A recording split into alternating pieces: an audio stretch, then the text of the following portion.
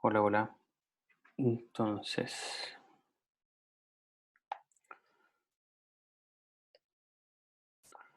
Profe, hola, ¿cómo estás? Déjeme hola. hacerle una consulta. De los papers que hay en aula, ¿se Mm, pueden escoger de esos o tienen que ser distintos a ese?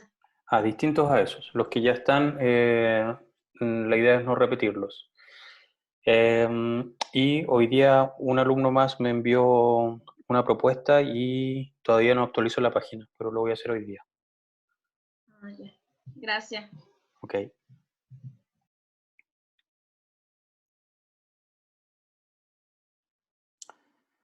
Entonces,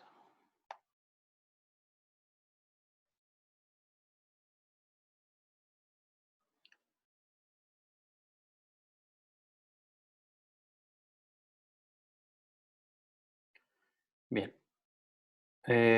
Me cambié ahora a estas diapositivas que son mis diapositivas más feas. Em, ¿Cómo se llama? Claro, ahora vamos a continuar con estas. Mi punto es que he estado intentando actualizar las diapositivas de estas feas a las otras que están hechas en látex, pero no he alcanzado a hacerlo. ¿Hasta cuándo hay plazo para enviar la propuesta? No, todavía tienen tiempo. Tienen, sin duda, por lo menos hasta cuando hagamos o sea, hasta antes de terminar de ver la materia. Así que es más o menos como un mes. Lo otro es que me acabo de enterar de que la universidad extendió el semestre online por lo menos hasta el 17 de junio. Y yo quería ver justo antes de partir nuestra programación.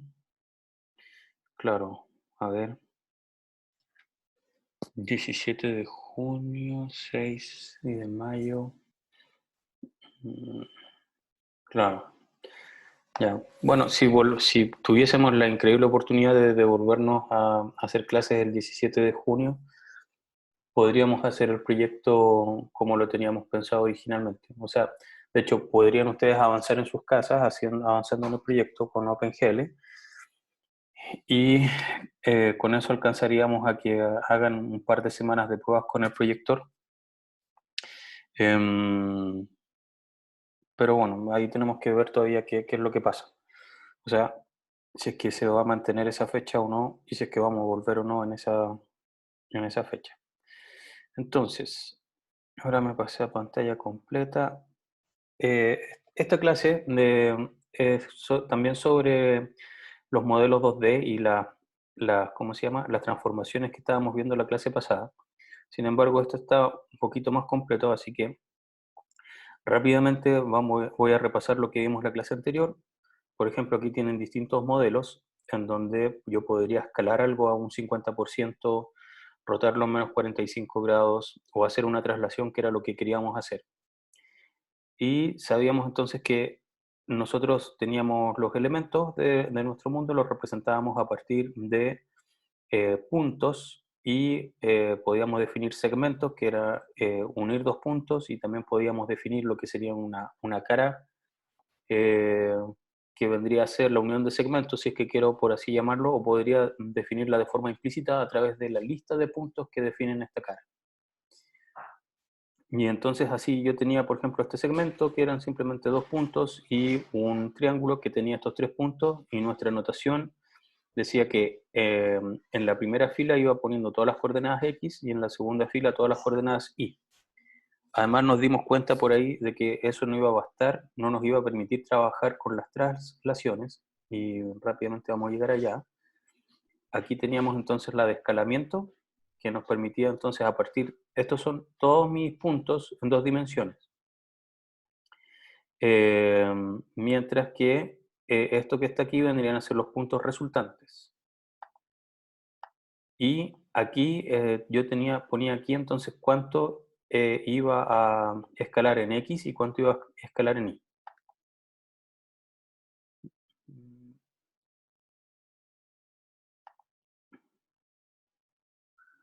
Ok.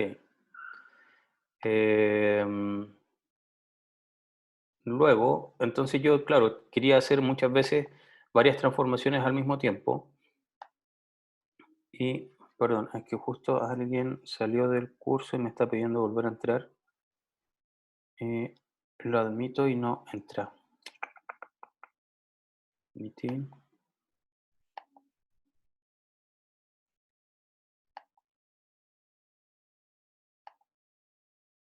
Chuta. No sé por qué no puedo entrar. Ahí está, aparece. Ok, entonces, claro, yo a veces iba a querer hacer varias modificaciones geométricas a mi modelo. Y, por ejemplo, quería amplificar en una cierta cantidad en las coordenadas X y en otras las Y. Y entonces lo que podía tener era esto que está acá, por ejemplo, escalar en un 20% y luego reducir en un 70% solamente X. Y esto también estaba lo del orden de las matrices de transformación. Es decir, si aquí tengo mi lista de puntos P, lo primero que se va a realizar es la matriz que está acá. Luego la que está aquí va a empezar a afectar y así voy a continuar. Como aquí estoy haciendo simplemente dos escalamientos, en realidad como estas son matrices diagonales no va a afectar el orden. Pero lo que yo les explicaba la vez pasada era de que si lo mezclamos con rotaciones y traslaciones y otras cosas más, entonces sí se podía dar de que el orden afectase el producto final. Entonces, la convención es que mis puntos originales los voy a poner aquí y ese va a ser la matriz de transformación que yo voy a multiplicar todas las matrices cuadradas que tenga con todas mis transformaciones en el orden en donde lo que se va a hacer primero es lo que está más a la derecha y lo último va a ser lo que está más a la izquierda. Luego teníamos lo de las rotaciones y veíamos cómo se podía construir la matriz, ¿cierto? Y al final nos quedábamos entrampados en esta parte, lo de la traslación, porque si teníamos matrices de 2 filas por n columnas para representar nuestros puntos, nos dimos cuenta que no podíamos trasladar. Entonces, para ello, lo que se utiliza, el nombre formal, son las coordenadas homogéneas. Entonces, un punto 2D en el espacio tridimensional es lo que vamos a utilizar. Y todo punto de 2 dimensiones P puede ser representado por cualquier punto a lo largo del rayo 3D llamado espacio homogéneo. Eso es algo así como esto, ¿ya? Entonces aquí tenemos x, y en 1, 2x, 2y en z2 y hx, hy en zh, ¿ya? Entonces, estas son nuestras coordenadas homogéneas. Y así yo puedo ir, entre comillas, como escalándolo, si quiero verlo así. Como haciendo zoom. Entonces, cuando nosotros estamos en el mundo 2D, en realidad la representación homogénea va a ser XH, IH y H. Y por convención, para efectos de todo este curso, vamos a utilizar solamente H1, que es el que nos va a permitir hacer las traslaciones. Entonces, la matriz de escalamiento sería esa que está ahí, que ya habíamos visto, queda con ese, lo que vamos a escalar en X, lo que vamos a escalar en Y, y este 1 es para mantener nuestras coordenadas homogéneas. Creo que llegó alguien más. Okay.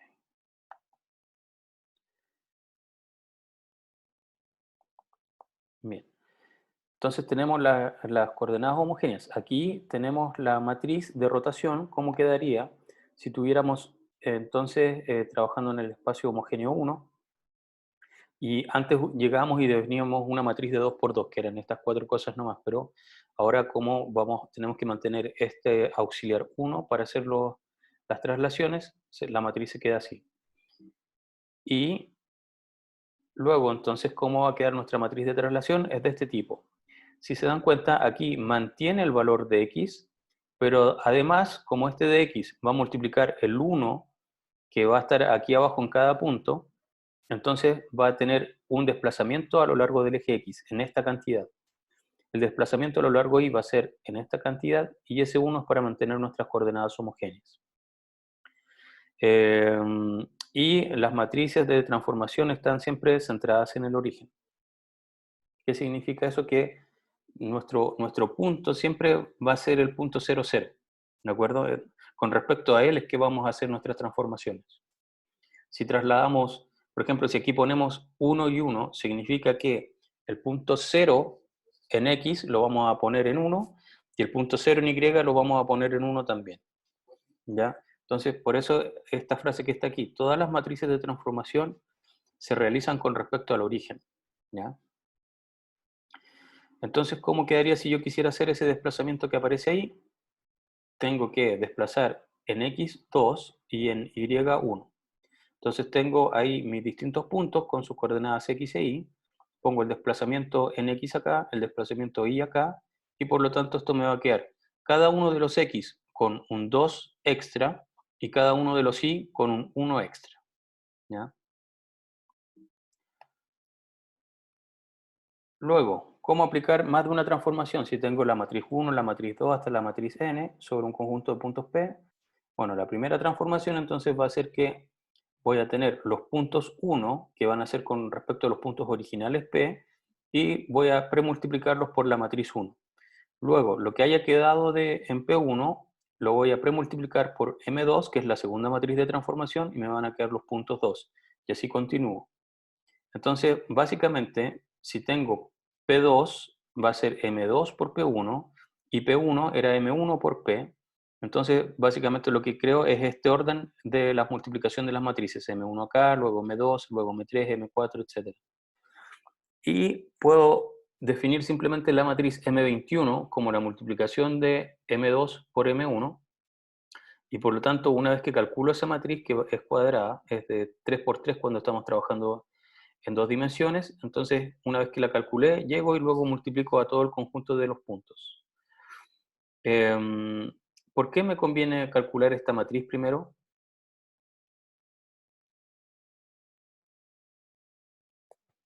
Que es la combinación de las transformaciones que voy a hacer.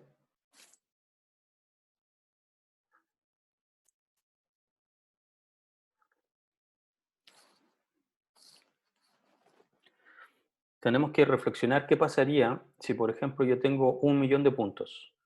¿Ya? Si tengo 1.000.000 de puntos, es decir, P es una matriz que tiene 3 filas y 1.000.000 de columnas. Entonces, si yo agarro la primera matriz y la multiplico por cada uno de este millón de puntos, voy a estar realizando, eh, son 3 multiplicaciones, 2 sumas, claro, entonces serían 3 millones de multiplicaciones más 3 millones de sumas, si no lo veo mal. Y luego lo mismo para la segunda matriz y para la tercera matriz. En cambio, cuando yo resumo todo esto aquí, entonces supongamos que tengo dos matrices de 3 por 3, si las premultiplico entre ellas, son 3, 3 y 3, tendría del orden de 9 multiplicaciones y 9 sumas. Y recién eso lo voy a llevar a esta matriz gigante de 1.000.000 de puntos. Entonces, en el fondo, me conviene hacer la premultiplicación de mis matrices de transformación porque reduzco la cantidad total de operaciones. ¿Ya? Sobre todo cuando tengo que hacer varias de estas transformaciones como las que aparecen aquí, de Mn hasta M1, si fuera multiplicando esta matriz por estos puntos, luego esta matriz por los puntos resultantes, luego esta matriz por los puntos resultantes, en realidad termino haciendo un montón de multiplicaciones extra y de sumas extra que no me convienen. Por lo tanto, siempre se opta por, una vez que tengo todas mis matrices de transformación geométrica, las multiplico entre ellas y el resultado se lo aplico al conjunto de los puntos. Bien, hagamos este ejercicio. Quiero pasar entonces del cuadrado que está en A al cuadrado que está en B.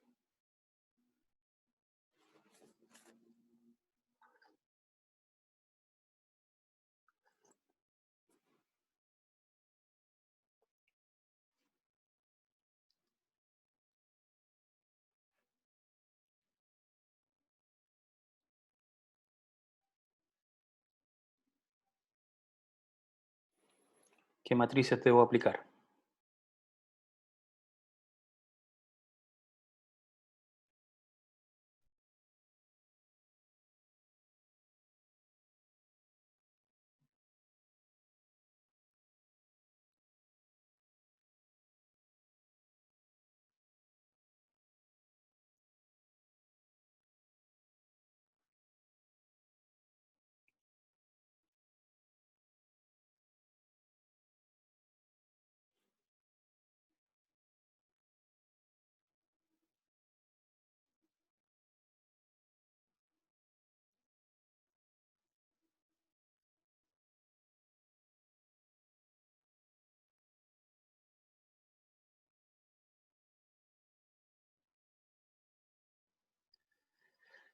Entonces, lo que le estaba comentando era, cuando vamos a hacer transformaciones, sobre todo si involucra rotaciones, lo mejor siempre es llevar nuestro objeto al origen. Y para ello basta que nosotros seamos consecuentes con cuál es el punto que vamos a mantener. Por ejemplo, una opción sería desplazar esto en -1 en X y -1 en Y, y con eso el punto, la esquina inferior izquierda de mi cuadrado quedó en el origen. Luego yo podría rotar en 45 grados, ¿cierto? Y me va a quedar así, pero luego tendría que escalar, entonces quizás me convenga primero escalar. Tengo la punta inferior izquierda en el origen. Escalo, ¿cierto? En 0.5, tanto en X como en Y. Luego podría rotar 45 grados y de ahí, ¿qué debería hacer? Otra traslación.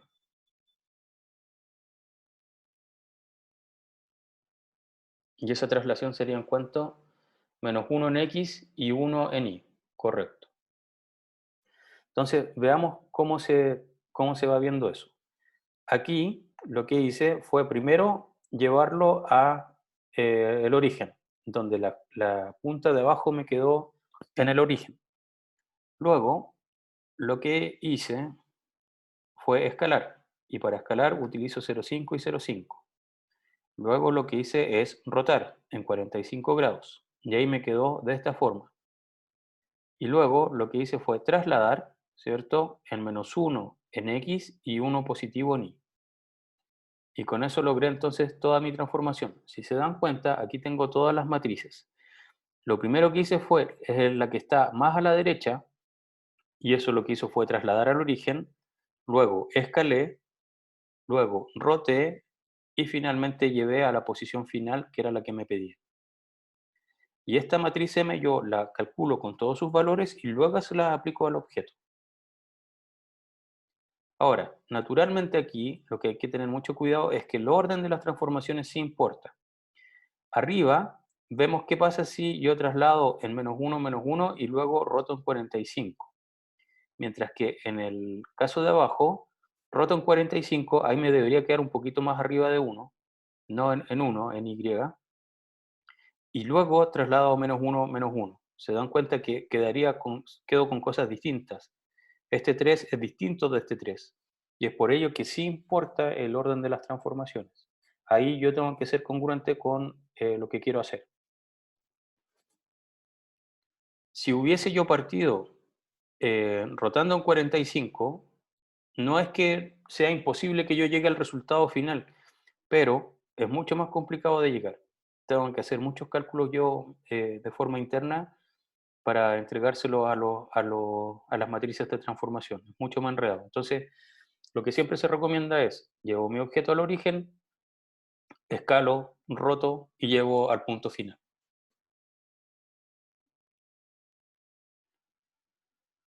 Ahí tienen algunos problemas propuestos. ¿Qué pasa cuando, por ejemplo, estoy haciendo dos traslaciones? Eh, si hago rotaciones y si hago escalamientos. El de escalamiento vimos que podía hacer lo mismo entonces, porque los valores estaban en la diagonal, así que los escalamientos entre sí los puedo intercambiar. Si quiero rotar en beta grados y luego en alfa grados, es lo mismo que rote al tiro en alfa más beta. Y también si quiero utilizar desplazamientos en X, o sea, utilizar dos matrices de desplazamiento, por supuesto que puedo sumar todo lo que yo quiera desplazar en X y todo lo que yo quiera desplazar en Y, y lo puedo meter en una sola matriz. Para demostrarlo tienen que utilizar operaciones, digamos, matriciales. Propuestos, ¿qué pasa si yo quiero rotar un objeto con respecto a un punto X, Y distinto del origen? Y una rotación en torno a un punto X, Y distinto del origen también. ¿Qué deberían hacer?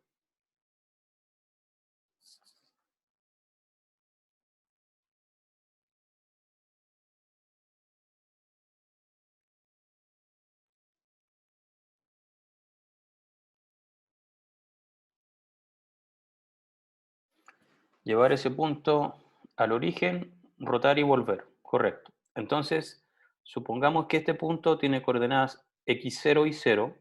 Yo primero voy a desplazar en menos x0 y menos y0, por lo tanto este punto va a quedar aquí en el origen y toda esta figura también va a quedar centrada con respecto a ese punto. Luego yo podría rotar en los grados que yo quiera y luego aplico más x0 de desplazamiento y más y0 para volver al punto en donde yo estaba. Eso ocurre tanto con el escalamiento como la rotación. Eso. Desplazar con respecto a un punto como que no tiene mucho sentido. En realidad, desplazar con respecto al origen lo que yo quiera.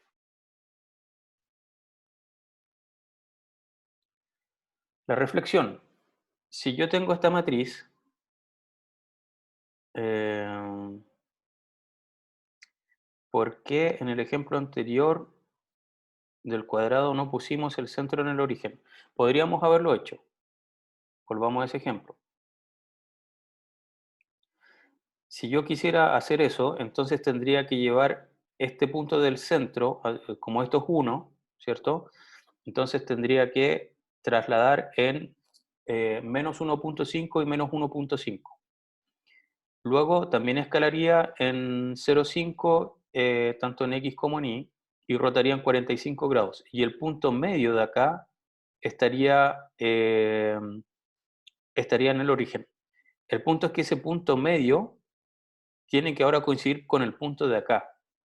¿Y cuál sería ese punto? Es más enredado, es más difícil porque yo tengo que llevarlo, bueno, en X es súper simple, es menos 1, pero en Y, ¿qué valor debería ponerle? Sería 1 más,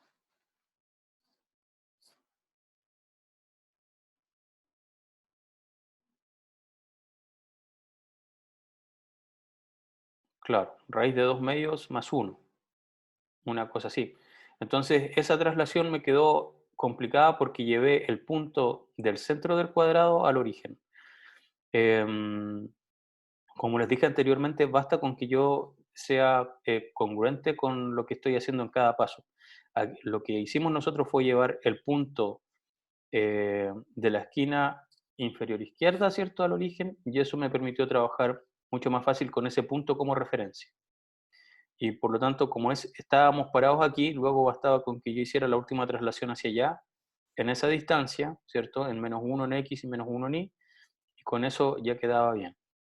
Pero perfectamente podríamos haberlo hecho utilizando el centro del cuadrado, simplemente que la última traslación no hubiese quedado mucho más enredada.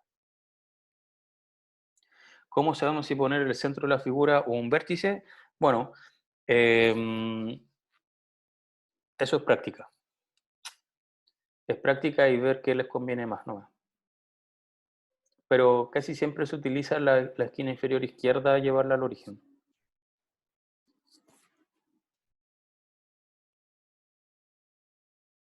Ok, entonces, estábamos en la reflexión. La reflexión con respecto al eje Y lo que hace es poner en negativo las coordenadas que sean X, ¿ya? Y eso se logra con el menos 1 ahí y me va a hacer que todos mis X queden negativos. Entonces eso va a ser una reflexión con respecto al eje Y.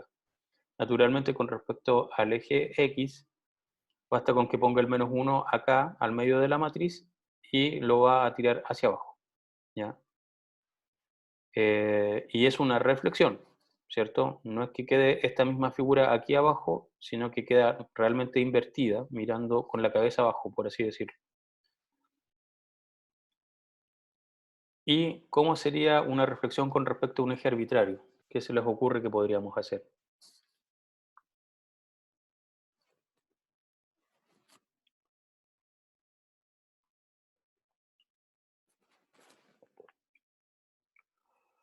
Rotar la reflexión, claro. O sea, si este es mi eje, ¿ya?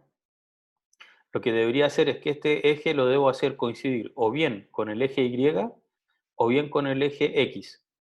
Y una vez que lo hice coincidir con uno de ellos, rotando en un cierto ángulo, ya sea ese ángulo de allá o este ángulo de acá abajo, hago la reflexión con respecto al eje que coincidí y luego roto en menos ese ángulo, ¿de acuerdo? Y así podría hacer eso que está acá.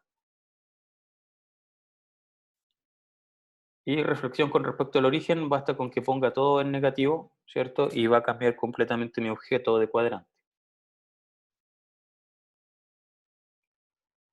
Hay una última transformación que se llama sharing, y el sharing es como compartir, y la idea es que uno modifica el eje X, por ejemplo, en función del eje Y. ¿Qué significa esto? Que, por ejemplo, mis X van a pasar a ser lo que había en X más 5 veces lo que hay en Y. Y por lo tanto, ¿cómo tendría que ser esa matriz?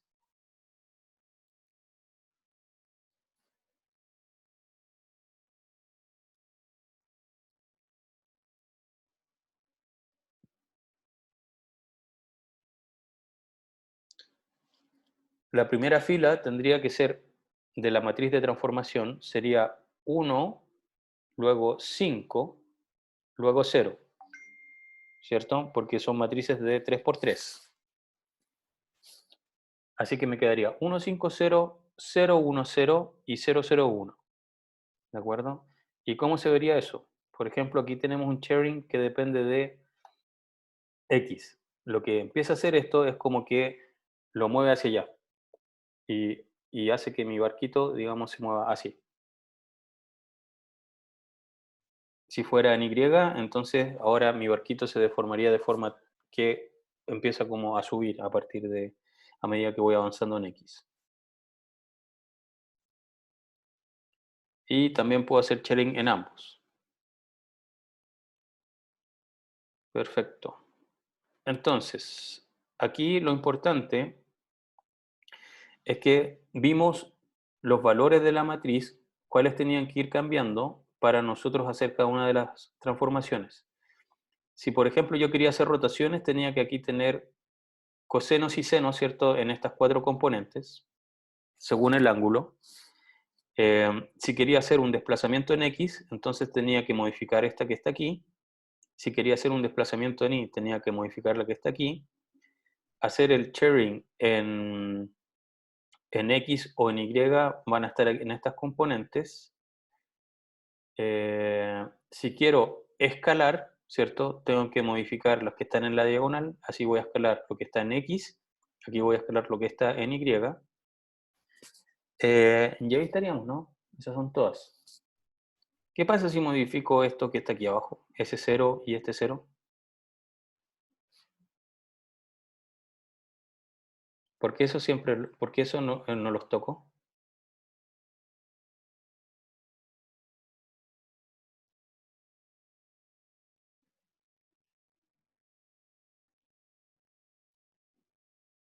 Claro, si modifico un valor que está aquí o aquí, lo que voy a hacer es afectar el 1, que era la coordenada homogénea, que es lo que me permite hacer la traslación.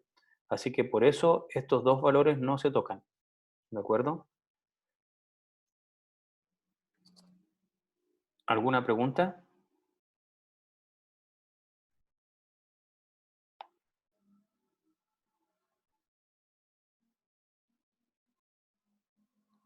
Para escalar, si hay que llevarlo al centro, no, no es necesario. Pero ahí hay que tener cuidado. O sea, si yo te digo, claro, que el objeto sea el 50% de lo que tenía, sí, en realidad hay que llevarlo al centro. Porque si no, es como que si aquí está tu origen, ¿ya? Aquí está tu origen y tu objeto está por acá y reduces esto al 50%, es como que se redujese todo el espacio, incluso el que está acá. Entonces, no necesariamente te va a quedar del tamaño que tú esperarías, sino que desde el origen hasta los vértices donde tú estás parado en tu objeto, eso se va a reducir en un 70%. Y eso no es equivalente a que el largo total de solamente tu objeto se reduzca en un 70%.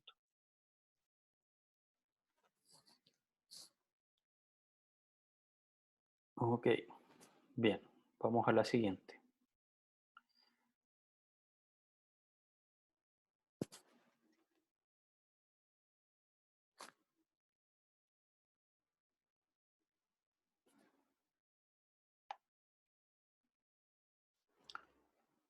Entonces, compartir pantalla.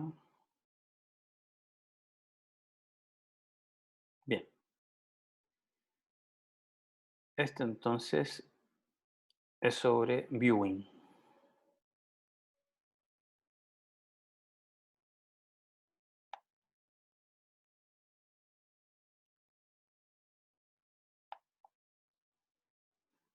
Bien. Entonces, todo dispositivo de salida, una pantalla, por ejemplo, tiene su propio sistema de coordenadas. Cada objeto tiene un sistema de coordenadas, perdón, generalmente corresponde a las coordenadas del mundo. Por lo general, solo una parte del objeto tiene interés en ser proyectada, que es lo que vamos a denominar window. Y la pregunta es cómo realizamos entonces la proyección. Por ejemplo, yo podría tener un objeto completo que sería este sería todo mi mundo, y yo quisiera que quizás en el dispositivo solamente se mostrase una fracción de esto. La pregunta es cómo se realiza esta proyección, cómo se define. Y por lo tanto, la solución es que debo encontrar una función f1 que dependa de las coordenadas x e y en esta parte y que me lo lleve a cómo se vería en el dispositivo. Entonces hay que decidir qué parte del objeto vamos a mostrar y también hay que convertirla al sistema de coordenadas del dispositivo. ¿Cuál es el problema de esto? El problema de esto es que la forma que tenga, digamos, mi pantalla podría variar.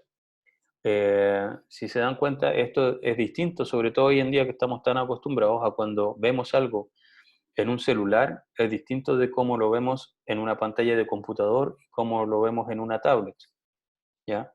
Entonces, el punto es que yo sé cuál es mi figura a nivel global y me gustaría saber cómo la tengo que mostrar en cada uno de los distintos dispositivos dependiendo de la resolución que este tenga, la forma que este tenga. Puede ser que sea una pantalla de cine, por ejemplo, y sabemos que tiene otro tipo de resolución. Puede que sea una pantalla amplia, digamos, como una widescreen que tenga hasta un cierto ángulo incluso. Muchas cosas así. Entonces, la idea es que yo tengo mi imagen verdadera e indiferente del dispositivo que yo tenga, quiero que se muestre de la mejor forma posible. Entonces, aquí está lo que le estaba explicando. Si es que tengo dos funciones, o sea, si utilizara la misma función, lo que podría ocurrir es que en algunas pantallas mi imagen se vea así, bien aplastada. ¿Por qué? Porque estoy pasando de un mundo que, por ejemplo, es cuadrado y aquí quizás tengo un celular y en el celular, si es que yo no hago nada, esto se vería completamente achatado. Entonces yo quiero evitar ese tipo de problemas. ¿Qué es lo que se hace entonces? Vamos a tener las coordenadas del dispositivo, que corresponden a las coordenadas del actual dispositivo y especifican en qué parte de la pantalla aparecerá el objeto.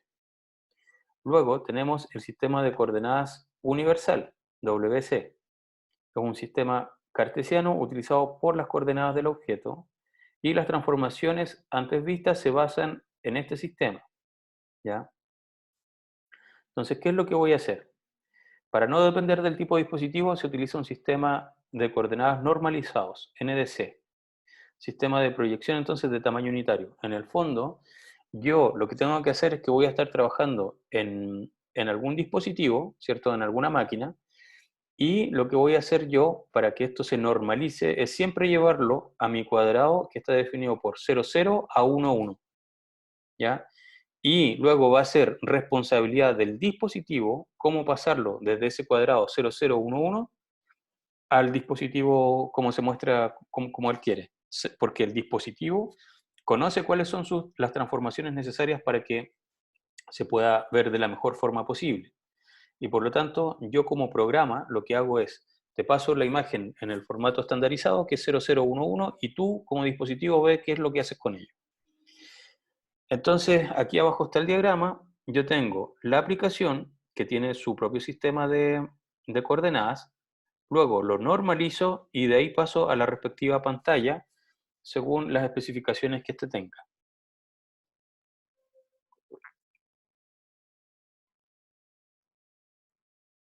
Entonces, lo que yo hago es pasar de mi objeto mundo, lo normalizo con una cierta función f sub n de x, y, y al normalizarlo, esto tiene que vivir en el espacio 0011 Y el dispositivo, que podría ser una tablet, por ejemplo, ahora, este dispositivo va a tener que decir, ah, ok, yo voy a pasar desde una imagen estandarizada a mí, y por lo tanto yo sé la transformación que le tengo que hacer. Ok. Entonces, tenemos la definición de window, que es una zona de interés del sistema completo, WC, y tenemos un viewport, que es la zona del NDC que especifica dónde será proyectada la ventana. Entonces aquí tenemos un objeto mundo que tiene varios objetos. Yo no los voy a mostrar todos, quiero mostrar algo en particular. Defino entonces mi recorte como mi pantalla. Esto no sé si varios de ustedes habrán trabajado con cosas como Photoshop o quizás como Inkscape o The GIMP y cosas por el estilo que son de edición de imagen. Ahí muchas veces ustedes tienen todo el espacio de dibujo, pero luego necesitan hacer zoom porque tienen que trabajar en una parte en particular. Y por lo tanto, este window es efectivamente como definir la zona bajo la cual yo voy a trabajar. ¿De acuerdo? Una vez que yo tengo definida la zona bajo la cual voy a trabajar, en el fondo, cuando le hice zoom a una imagen, el computador tiene toda la imagen, ¿ya? Pero yo al hacerle zoom, lo que le estoy diciendo es que, ojo, que cuando vayas a mostrarlo, desplegarlo en la pantalla, yo quiero que te enfoques en esta parte. Y eso vendría a ser el window.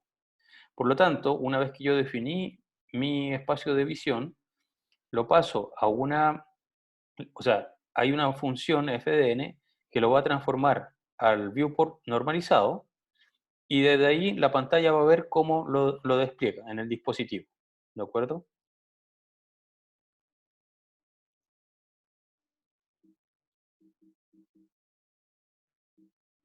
¿Qué pasó aquí?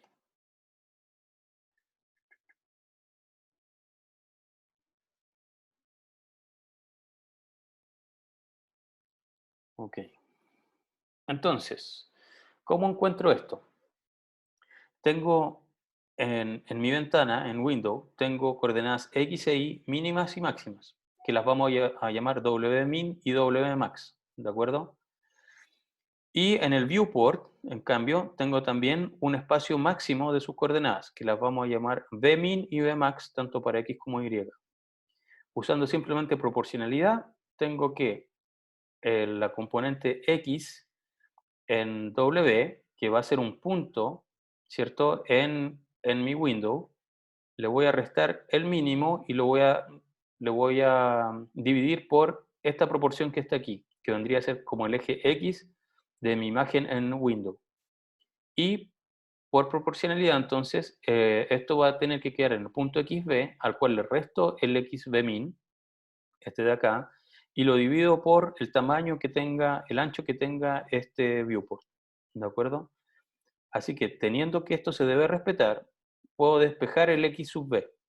El X sub B es donde la posición X, donde tengo que decirle que va a quedar el punto B que está en la window donde yo estoy trabajando. Y por lo tanto, lo que ocurre aquí es que este valor que está aquí, XBmax, XBmin, lo que está en amarillo en el fondo, eso se va a mantener constante, que va a ser la razón, digamos, entre el ancho que tiene mi window y el ancho que tiene el viewport. ¿Ya?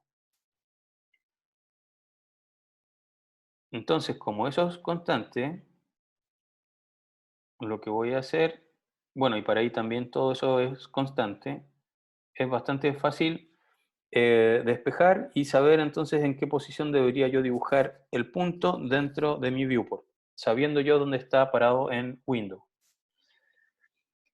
SX y SY, que son estos diferenciales, son constantes para todos los puntos mapeados. Si SX es distinto de SY, se observan entonces distorsiones en la figura. Y aquí es bueno definir algo que se llama el aspecto de radio. El aspecto de radio es algo que se utiliza en toda la geometría computacional y intenta dar un cierto orden con respecto a la deformación que tenga mi objeto. Es decir, mi objeto en el mundo normal, por ejemplo, podría ser algo definido entre 0, 0 y 1, 1, y si mi aspecto de radio es distinto, entonces podría o achatarlo en X o achatarlo en Y, ¿ya? Entonces, si el aspecto de radio del window y del viewport son iguales, no va a haber ninguna distorsión. Pero si no son iguales, que suele ocurrir, por ejemplo, cuando paso de trabajar en una pantalla de computadora a un celular o bien a una tablet, entonces pueden ocurrir estas deformaciones. Lo propuesto ahí es determinar la matriz de transformación que permite llevar un punto P desde el window a viewport, ¿ya? Y ahí, bueno, eso lo pueden hacer ustedes viendo cómo sería ese ejercicio. Entonces, veamos un par de ejemplos. Si la ventana vive en el menos 2 hasta el 2 ahí hay un error en ese menos, eso va a ser window, ¿de acuerdo? Y esto está centrado en 0,0. Y por lo tanto, si yo lo quiero llevar a la normalización, entonces voy a tener del 0,0 al 1,1 y se me va a ver bien escalado. ¿Por qué? Porque ambas son cuadradas. No hay ningún problema. En cambio aquí, yo lo que estoy haciendo es definir una ventana que va de -2 al 2,2 nuevamente, y el viewport va a estar definido entre 0,0 y 0,5, ¿ya? Siendo que el viewport debería tener las coordenadas siempre entre 0,0 y 1,1. Entonces, ¿qué fue lo que hice ahí? Fue hacer una especie de zoom out, en donde el objeto me quedó en el cuadrante inferior izquierdo, ¿ya? ¿Por qué? Porque yo pasé de una ventana cuadrada a una que va a estar escalada, entre comillas, que toma el primer cuadrante, digamos, de este cuadrado. Y por eso se ve más chico, porque estoy desplegando toda esta figura solamente en esa zona. Al mismo tiempo, ¿qué pasa si ahora yo tengo, de nuevo sigo trabajando en mi Windows de las mismas dimensiones, pero el viewport lo defino entre 0,25, 0 y 0,75, 1. Entonces, partí un poquito más adelante ¿cómo se llama? En X y en Y0, y en el punto extremo superior derecho quedó en 0,75 en vez de haber llegado hasta 1, y en 1, así que quedó hasta allá arriba. Por lo tanto, lo que acabo de hacer es que acabo de achatar mi objeto en el eje X, y ahí produje una distorsión. Por otro lado, si concentro mi window aquí arriba, estoy diciendo que window está entre 0,022, siendo que toda mi ventana anteriormente estaba entre -2 y 2,2. Entonces, como ahora le dije solamente 0,022 y le digo, lleva eso a utilizar todo el viewport de 0 hasta 1, entonces me va a dibujar la esquina superior derecha de mi objeto que está en la ventana. ¿De acuerdo? Entonces puedo utilizar distintos tipos de transformaciones según lo que yo esté haciendo. Si quiero achatar algo, si quiero hacerle zoom in, zoom out, etc. Y eso sería.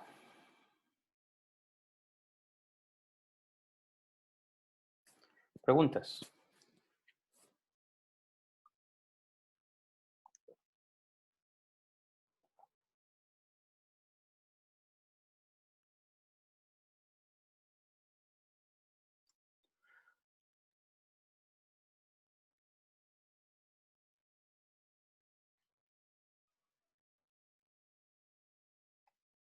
Mm, que si no se generan errores por usar valores flotantes, no, porque en realidad se están manteniendo simplemente razones. De hecho, el aspecto de radio naturalmente va a tener que ser una fracción, porque cuando yo lo estoy llevando al viewport, mi viewport siempre está entre 0 y 1. Por lo tanto, si es que, si es que lo distorsiono, me va a quedar a números flotantes. Y no, no hay problema con eso. Simplemente es que puede ocurrir de que por la precisión, em, un punto te quede quizás un poquito más a la derecha o a la izquierda de cómo tú lo ves en tu ventana. Pero en realidad, para que eso sea notorio, la resolución de tu dispositivo tendría que ser increíblemente mala, o tendrías que estar con un zoom muy, muy, muy, muy grande para darte cuenta que por aproximación un objeto se te corrió un poquito más a la izquierda o a la derecha, o más arriba o más abajo que lo que tú tenías en tu window. Pero por lo general no son notorios. O sea, con la precisión, el ojo humano no lo detecta casi nunca en realidad.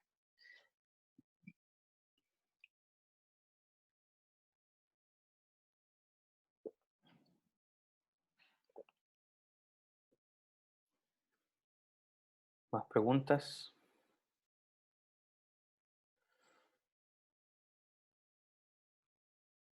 Si se dan cuenta, por ejemplo, cuando ven estas diapositivas, uno a veces dice, hoy, ¿de dónde salieron tantas cosas? Pero son cosas bastante simples, ¿eh? Son simplemente restas entre valores X, valores Y, encontrar proporciones, cosas por el estilo. Entonces no hay que tenerle miedo a eso. Y lo importante, sí, dentro de la computación gráfica siempre es ojalá encontrar la mayor cantidad de constantes posibles eh, para resolverlas y luego aplicarlas al mundo en general, en global.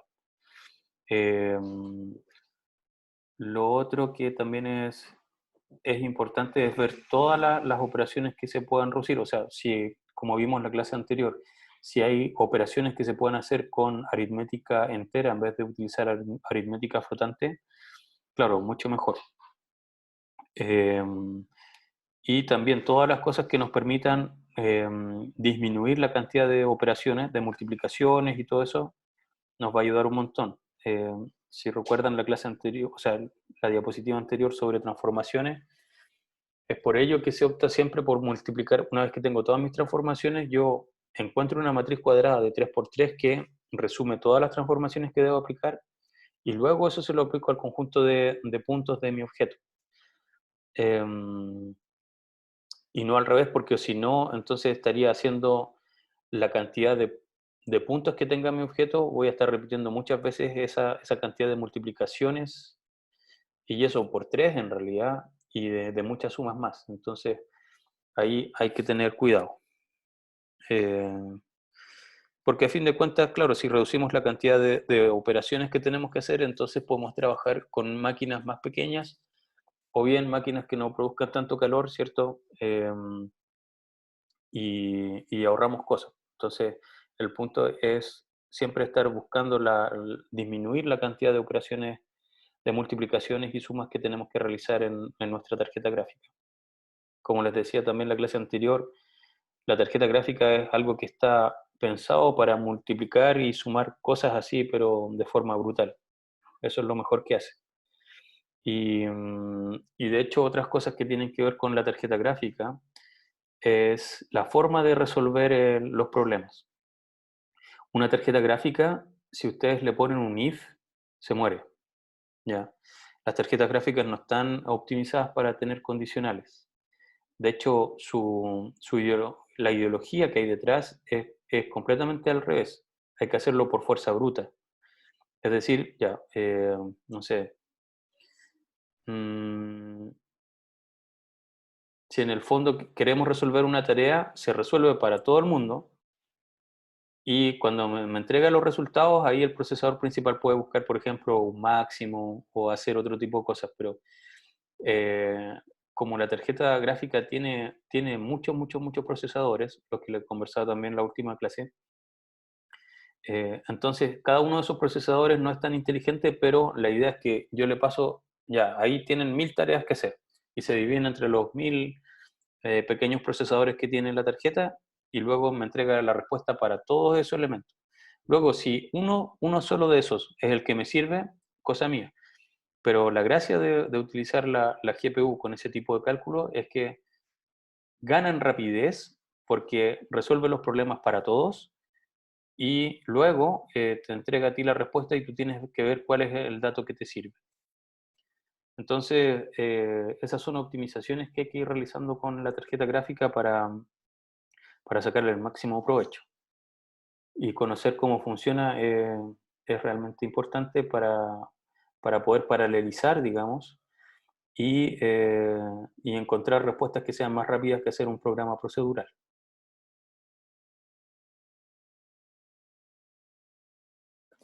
Ok. Eh,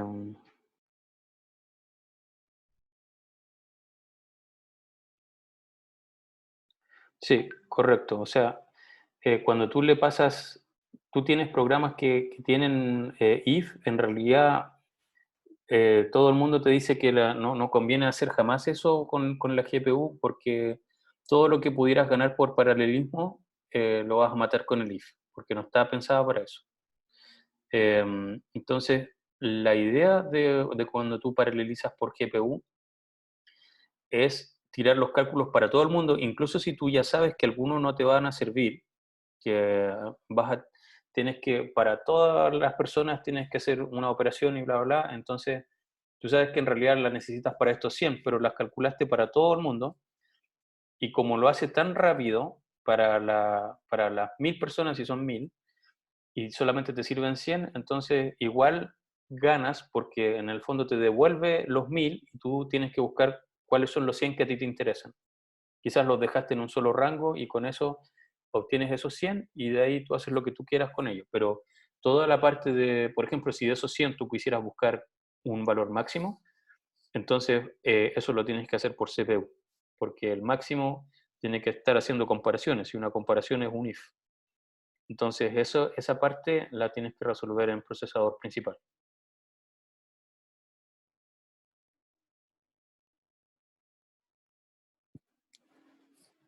¿Más preguntas?